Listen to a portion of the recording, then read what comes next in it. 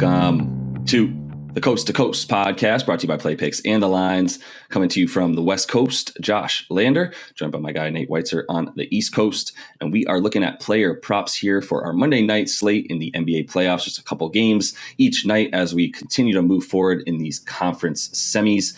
Go ahead and make sure you are liked and subscribed to that page. Continue to follow along as we bring you each and every playoff game with a video and these player props as well. Also head to thelines.com. Make sure you're using that props tool, getting the best juice out there as you shop those lines on NBA player props in the playoffs. And also head to the play.thelines.com for an opportunity to win a $25 Amazon gift card. All you need to do is check out that NBA Daily Pick'em Challenge, get every single game correct, and we will send you that gift card. And as always, if you do still need a FanDuel or a DraftKings account, head to fdpicks.com or dkpicks.com. Find those listings in your area, such as tonight's play props. Nate, let's get into it. Yeah, something we feel confident about is Tyrese Maxey taking on more of a scoring load here early on with Joel Embiid out in both games in Miami. Miami's going to be aware of that. They're going to try to stop him, but I mean, they are more of a physical bang on you team than a team that can stop someone with this type of quickness. Maxey, he can blow by Jimmy Butler. Kyle Lowry's not out there. You put either of those shooters on him, Hero or Duncan Robinson, it's over. And the kid has been very impressive opening that series and closing that series against Toronto. He hit 5 threes in both the opener and closer, 38 points in the opener, 25 in the closing in Toronto. And frankly, could have had a lot more if Toronto was still matching points at that point. I mean, he just kind of caught fire.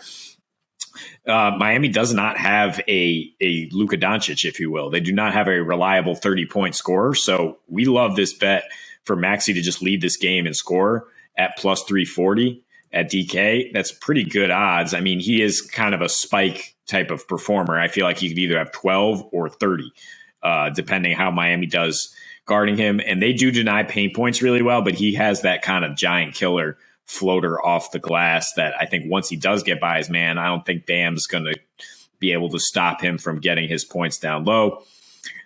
Just looking at his numbers without Embiid, they've won 3 straight without Embiid in the regular season because Maxey, shot out of a cannon, nearly 29 points per game, 5 assists, which is plus 120 for him to get 5 dimes tonight, and a 58% field goal shooting.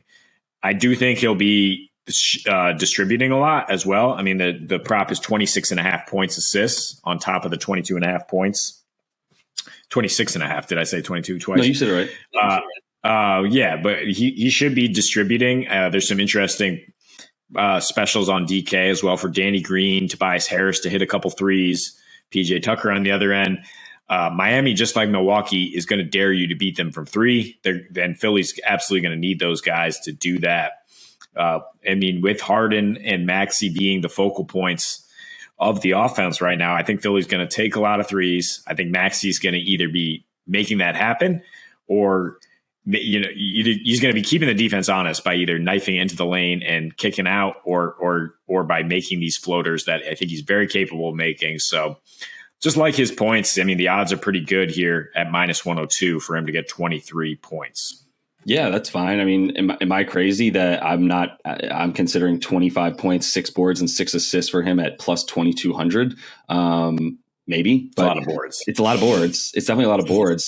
There's not going to be someone in there that, Paul Reed's going to get some time. He's not going to get that much time. They're going to continue to go small, I think, a lot in this one, and really hope that, that they can figure out ways to get rebounds with their guards. So, but either way, I do like Tyrese on the points and assists. It's the boards that scare you with that plus 2,200, but plus 2,200 also sounds really, really nice. So play it safe. Maybe play a sprinkle a little bit on that if you're feeling a little bit frisky like I am. But one guy you can feel confident about all of his stats, including the rebounds, is Jimmy Butler on the other side of the ball there. 37.5 PRA for him at minus 110, or you can look at the points as 23.5 at minus 108.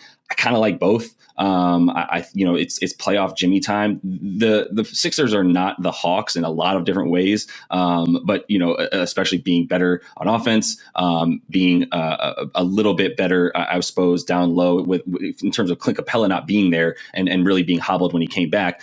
Philly doesn't have their big man down low once again, and that's really why I think you like Jimmy in this matchup. Regardless, is it's playoff Jimmy time, and what he did without Capella in there was walk into the paint at will with someone usually not able to handle his size and strength as he's backing them down from the wing, which will probably be the case in this situation. Again, there's no real good matchup for him on the other side of the ball. Obviously, Matisse Thybulle will do his best, but I still see Jimmy, as you put in some of these notes as well, what he's been able to do against the Sixers in his last 8 since he left them. If you want to look at it as sort of revenge Jimmy, 21 points, 6 boards, and 5.5 assists with a 27.5% usage rate. Really, and in his last 2 this season, you can up that usage to about 32.5% versus the Sixers. And it's the playoffs. In the first round, 37 minutes a game, 54 for 44, 80 splits, 30% usage rate. So he's putting up boards. He's putting up every single stat you really need at 31 points a game. I think 23.5 is still low. You expect less points in this one. 208.5 is the total. I don't feel great about it either way, but I still kind of lean under just because of that Miami Heat defense is locked in. But I still think that Philly defense isn't exactly locked in. And Jimmy is one guy that you can rely on in this offense above all else when you're kind of relying on, if you're taking other guys in this lineup right now outside of Bam or Jimmy, you're hoping for threes to be made because that's really all they have outside of Jimmy or Bam, sort of like I said, just walking into the paint without Embiid there. Yeah, and that's the key. I mean, Philly did a good job limiting threes from when they were facing Toronto. But then the last 3 in that series, they allowed Toronto to shoot 57% inside the arc. And that's where Jimmy's going to make his hay. Yeah. Matisse Thybulle, we don't know if he's going to be able to stay on the floor. Like, he's eligible to play in Miami. That's great. But he's an offensive negative for this team, which really is going to need offense without Embiid. Also is not going to have rim protection without Embiid. Also has been giving up a ton of free throws with Embiid not totally healthy. So Jimmy, can kind of will his way to the basket, get points in a variety of ways inside the arc and do what he does in the playoffs. Yeah, which is just pile up stats. Very comfortable at home. As you mentioned, the last 2 against Atlanta home games, 66 points on 60% field goal shooting. So totally in control on offense. We're going to stick with Jalen Brunson here as the Mavs shift from Utah to Phoenix. His points prop drops to 19.5. The odds are not as great as they were. You can get better odds if you add 4 assists. Which is a bit tough because, he's only averaging 3 assists per game since Luka has come back. He just doesn't get the ball in his hands as much, but he does get the opportunity to score a lot. He still has 23 points in every playoff game so far in that series. Shot 48% from the field, 36% from deep, hit a bunch of clutch threes to close them out when the defense loaded up on Luka.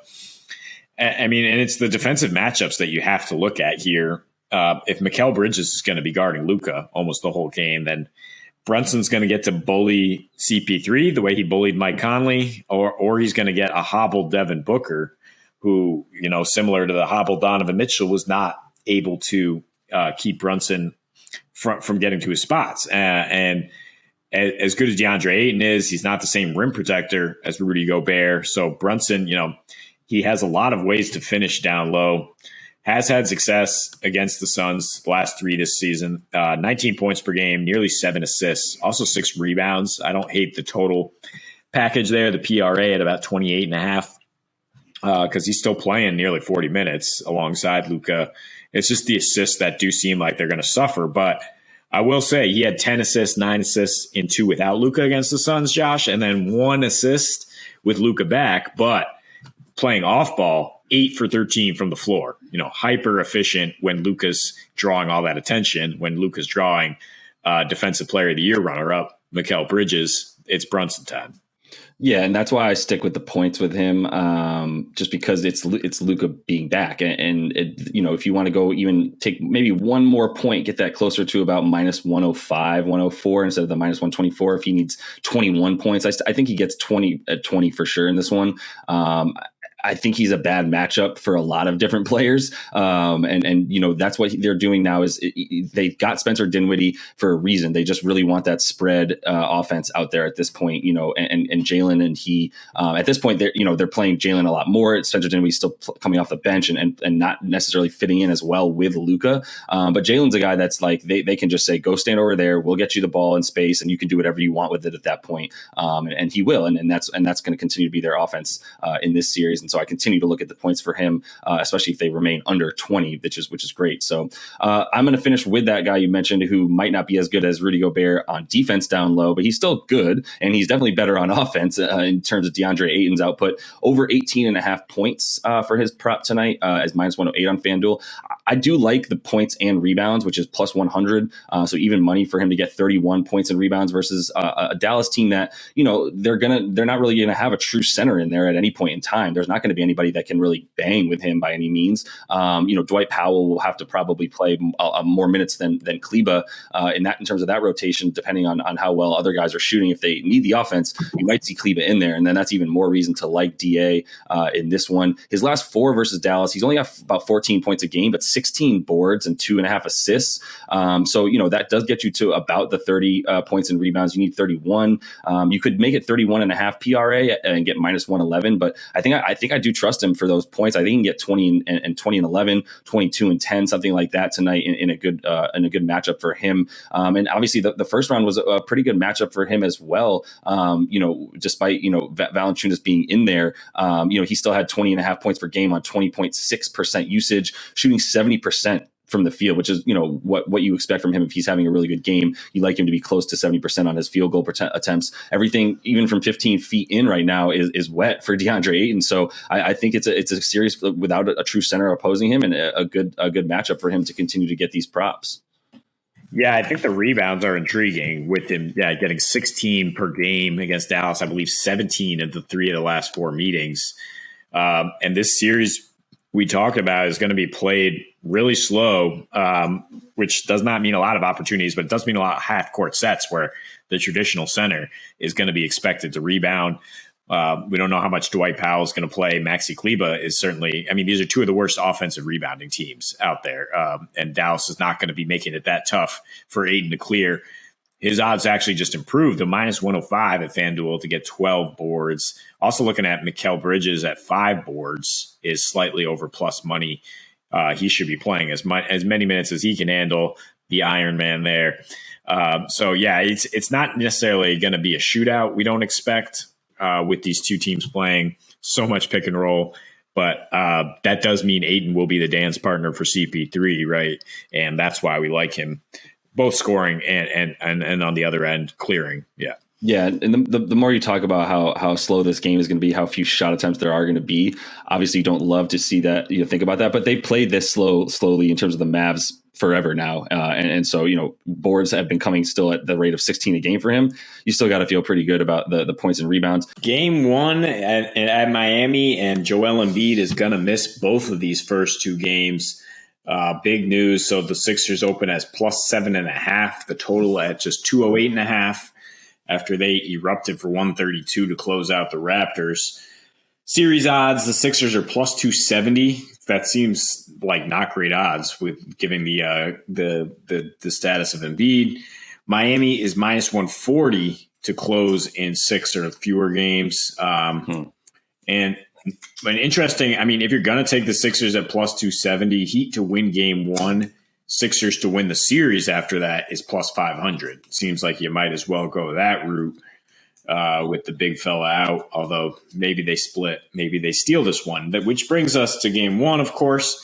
And you know how we feel at this point is stars out and the bet's up. At plus 7.5, I feel much more comfortable hoping for a closer game or for Philly to really just play above their pay grade because their guys out.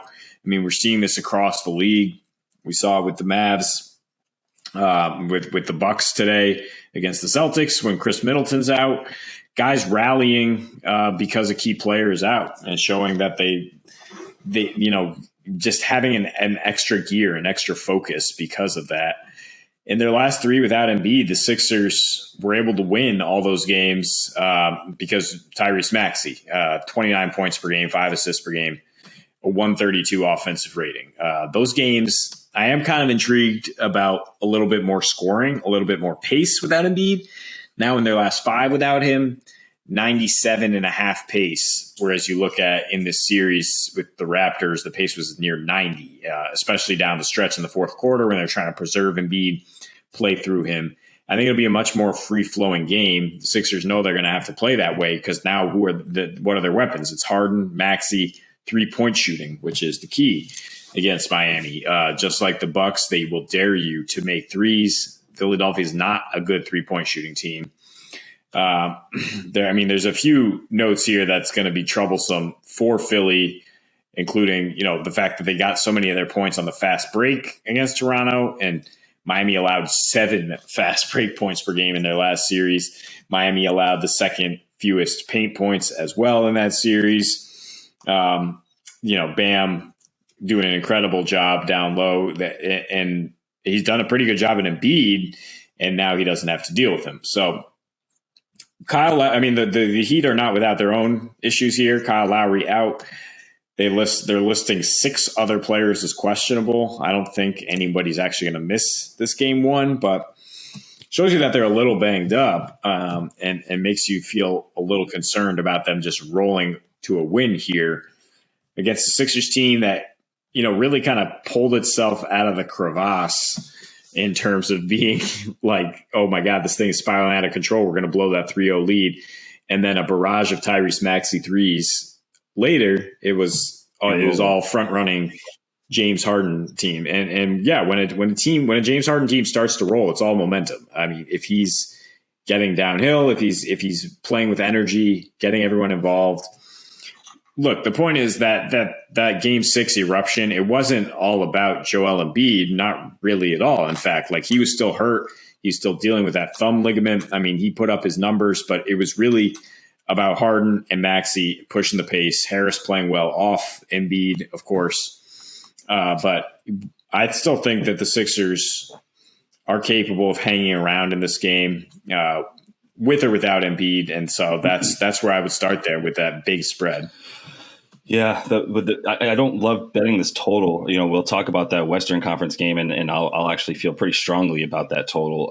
This one I don't. I would definitely lean under. I mean, the only thing that keeps me, from feeling strongly like I want to put some money on that is what you're saying. It's the free-flowing nature of this game without Joel Embiid. It's James Harden looking for assists for shooters. It's guys like Tobias Harris playing a bit better because of a spread floor and his ability to then ISO guys that are smaller than him if he's able to get into those situations. At the same time, without Embiid this season, it's pretty obvious that they're not as good of a team. Shockingly, when the second best, most likely got to get MVP right now is out. His usage rate was number one, was tops in the league, 37.5%.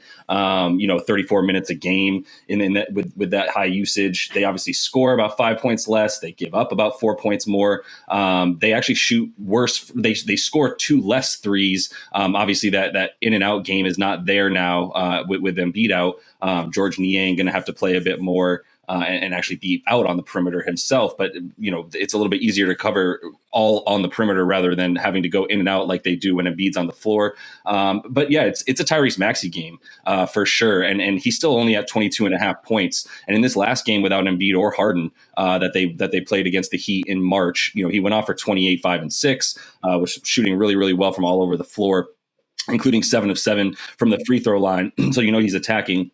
Him to be leading scorer in this game is a good bet, as you've written out here, plus 340 on DraftKings.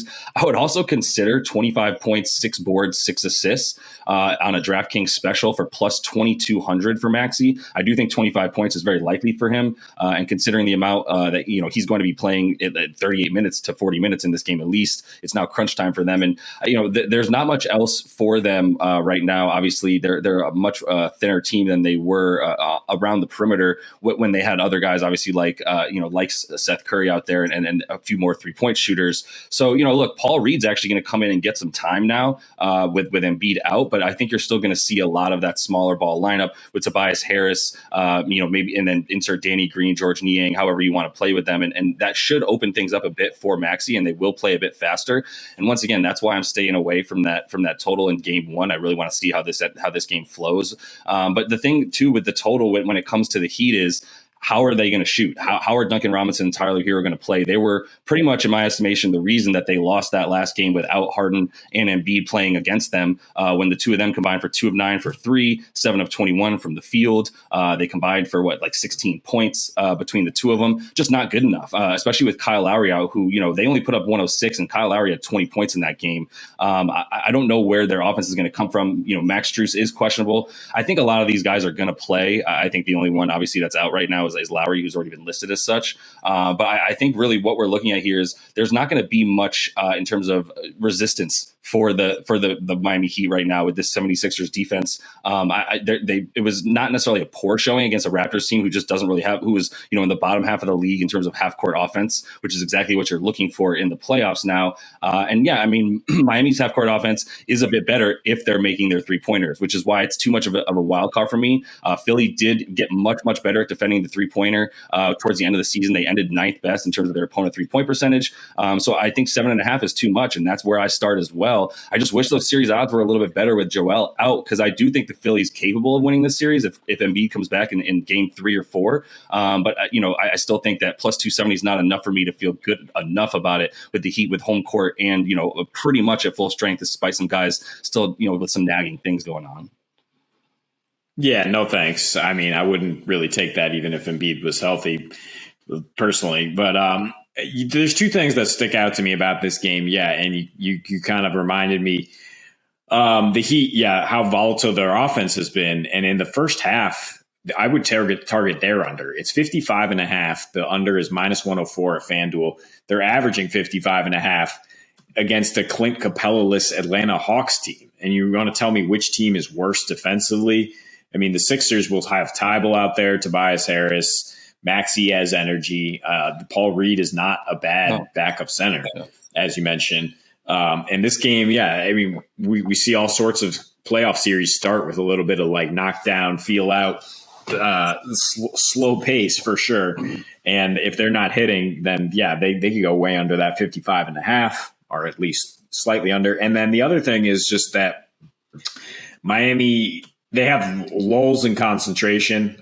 Even when they're up big, they tend to kind of lapse and let the other team get back in the game, because in that Atlanta series, they had a 130 defensive rating in the fourth quarter. And that was a lot of garbage time, but it could result in, if you're live betting it, certainly the Sixers closing the gap. I mean, what if they get down pretty big, but then you can get plus 11 in the middle of the game, and they close that gap in garbage time in the fourth quarter. I'm not necessarily saying that's likely. Look, Miami was slightly under 500 against the spread as a home favorite. They were 24-11 straight up, but not great against the spread. Both these teams have done really well with long rest, so that is something to look at. I'm definitely not expecting the Sixers to win. The Heat are 17-3 straight up when they have at least 2 days of rest this season.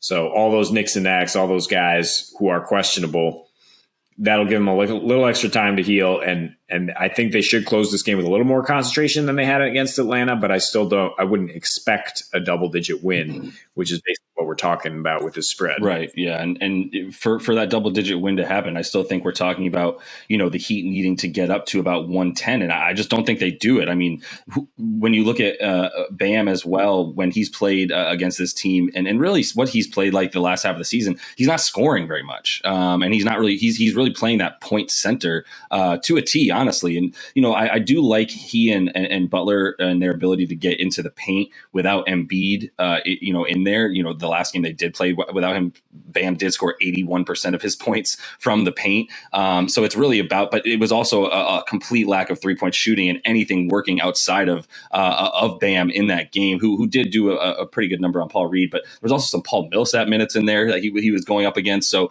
it's not going to be the exact same team that he was playing in that last game. I would actually not, stay away from all those props. I think you can continue to feel good about Jimmy. That's the one where, especially without Embiid in the game, I mean, his 24 and a half points, it feels high for Jimmy this season based on this, as you mentioned, the volatility in terms of how many points he was scoring. But I think it's playoff Jimmy time. And that's what we saw in round one. Yeah, I definitely like the under and the under to be hit repeatedly in this series. I think it's opening too high for game one. So yeah, the line, as we mentioned here, plus 5.5 for Dallas on the road, and the total at 215 or 214.5. I mean, just this series is just all about pick and roll, slow it down, find the mismatch. Two of the smartest point guards we've seen, Luka just getting into his bag in terms of dissecting defenses, but he sees it all and dissects it all. So I think the pace is going to be very slow. And that's why, I kind of lean towards Mavs covering with that under, which is plus 258. If you do parlay that, you could tease it to hedge it. I kind of like the Suns to win and go under, which is plus 155. I think there's a combination of bets you can do there just to use game theory. I mean, it's hard for certainly hard for the Suns to win and cover a 5.5 point spread and go under.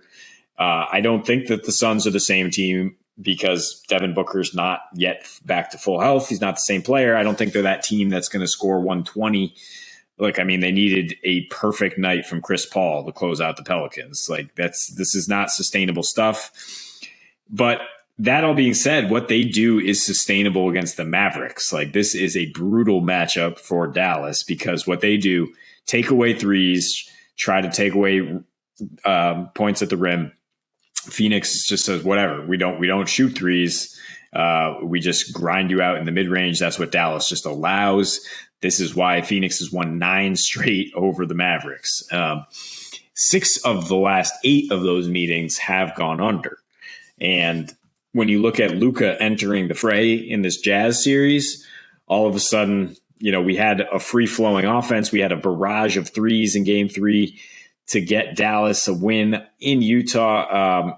And then Luka comes back.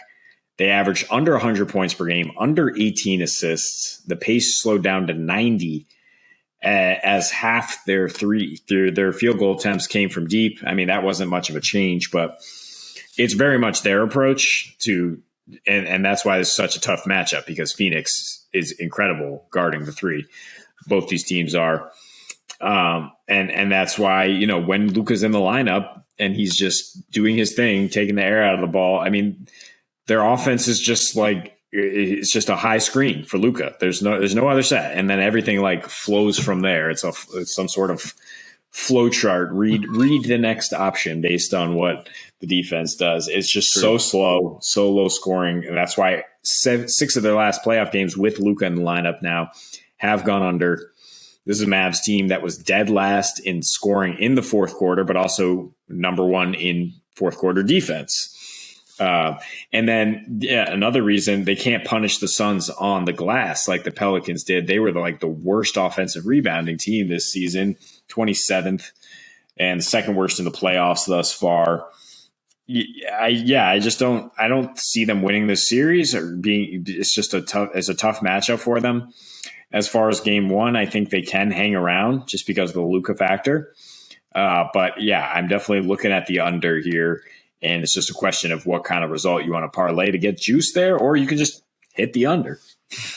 That's what I was saying to you before we started here is really I don't really feel the need to get too cute with the under there. I'm definitely going to hit it. I would consider, an alternate line on the total as well. If you think 214 is too high, like we do, maybe you get it down. 212 is, if you go under 212 there, now you're talking a little bit, better juice. Obviously, still only about plus 105, but you're at a little bit better than even money. 210. Now you're talking about plus 135. That's about as low as I would go to feel comfortable. And maybe I do sprinkle a little bit on that. But I think, the Suns do feel like the play here. And so if you want to go money line under, that's another way to get some juice off of this. In my opinion, I think it feels a little better. I know that's not quite as likely of a scenario when you look at the fact that now you're talking every time that the Mavs score, you are it's obviously gut wrenching for you at that point, and you need to rely on this Suns defense, which has shown up. They just did have a couple lapses as well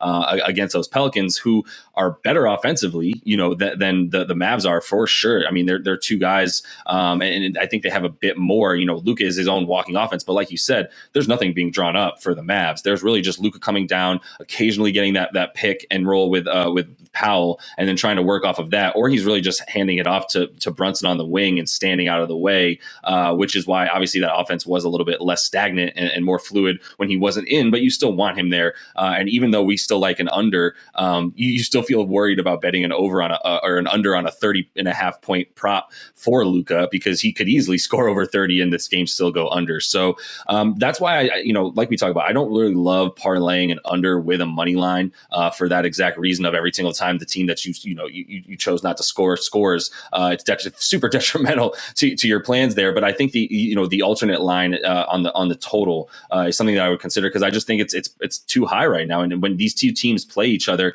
I mean, there have been plenty of games in recent history where the Suns have scored 109, 112 points against this Mavs team. But they still win those games, by a decided factor in a way that they've been going under, as you said, 6 of their last 8. And it's just about what, the Suns guard as well as anybody, which is, when you try to get into the paint, they've got, 2 rim protectors there at this point between Ayton and McGee. And so they're never, defenseless there at any point in transition. Then you've got, the fact that really now it's going to come down to, once again, which guy are you playing, Maxi Kleber or Dwight Powell? And are you looking for offense if you're the Mavs, or are you needing someone who's going to be able to hang with Ayton? And Ayton has shown that he's able to really, he was able to dominate Valanciunas in a way that kept them in games and won them games without Booker. And I think you continue to see that as, the Mavs, they've been a very good defensive team, and they have been very good against the paint as well for a while, but they're still, Ayton's a different beast than other guys. And I think Powell's going to have some trouble with him. Yeah, I mean, Ayton is a matchup I'll definitely be watching here. I think Chris Paul's going to be setting him up for a lot of success in that pick and roll, because, if you're the dance partner in this 1-2 step, you're going to be getting a lot of looks.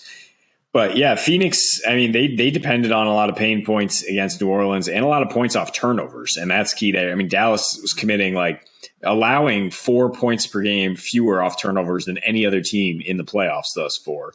Also, locking up in the fourth quarter with a 106 defensive rating. More thoughts about the under. Do they actually have somebody who can stop CP3 from getting the elbow and hitting a jumper? Maybe, maybe not. But, I mean, without Devin Booker out there, you can load up. Without Devin Booker at full strength, you can load up on CP3. And probably slow down that Suns offense a little better than New Orleans was able to. In any case, Phoenix lately has been winning that kind of grind out style anyway in the playoffs, under in 7 of their last 8 home playoff games. I mean, we're not looking at the eruption in the third quarter, the Avalanche Warriors style that's going to pull away. I mean, they went under in most of their home games against the Pelicans, despite the way that series was played, where we kept pointing out, wow, both these teams have a 137 offensive rating in the fourth quarter. That's not going to be Dallas's MO. Like I said, 106 defensive rating, only a 112 offensive rating in the fourth quarter. And they just haven't had much success against this Suns defense. The last meeting, they had 19 assists and 19 turnovers. They won the rebounding battle, tried to punish the Suns down low, but they still got outscored by 16 in the fourth quarter. And this is a game where the Suns shot 8 for 36 from 3, which is really what's so staggering about their first round series, is that they were just horrible from deep the entire series. 9.7 triples at 32%, 8.7. I'm sorry. And I don't know how you win a playoff series in the modern NBA like that, especially against a Dallas team that's going to be bombing. But you can tune in and find out, because the Suns are probably going to win this game. I think it'll be close, and I think you might want to look at the win margins here. for the Suns to win and not cover, essentially a 1-5 point victory is plus 430. And you could even hedge that with Dallas 1-5 points plus 550 and expect a close finish here, because while I keep saying how tough it is for Dallas, in some ways it's mirror images, just the style of offense that we're going to see. Slow it down. Who's going to execute their pick and roll better? Who's going to exploit the switch better? Who's going to hit a three? And I think the difference why Dallas can win when they could not before, Jalen Brunson, who is now just taking the next step in his game, can be that secondary playmaker. And the Batman and Robin of Brunson and Luka right now might be better than CP3 and Booker on one leg.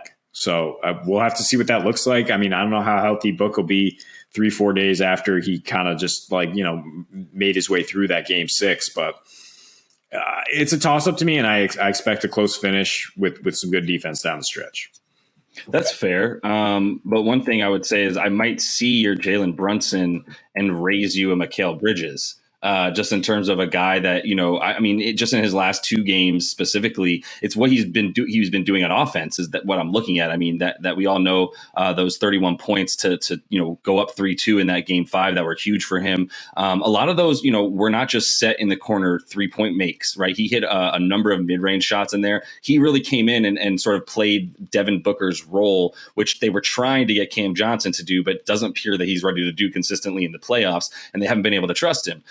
He got a little bit hobbled and definitely also got in foul trouble here and there, but they haven't been able to give him those consistent minutes that they were looking for him coming off screens and playing off the wing the way that Booker does. Mikal Bridges was able to do that. So if he's in there, 18 points there in that closeout game, which were a really pretty 18 points. I mean, he grinded for them. He did his thing on defense. It was a Chris Paul show that everyone knows game 6 was going to be him. That's why we definitely hammered his player props there as well. So, but I think Mikal Bridges in this series is a couple things. One, he's guarding Luka. No more of this putting Jay Crowder on the actual best player like they did with Brandon Ingram so that he could lock up CJ McCollum. It's like, no, Mikal's going on Luka, right? And then at that point, now you're just talking about, all right, on Jalen Brunson, at this point, I don't think you want Chris Paul on him.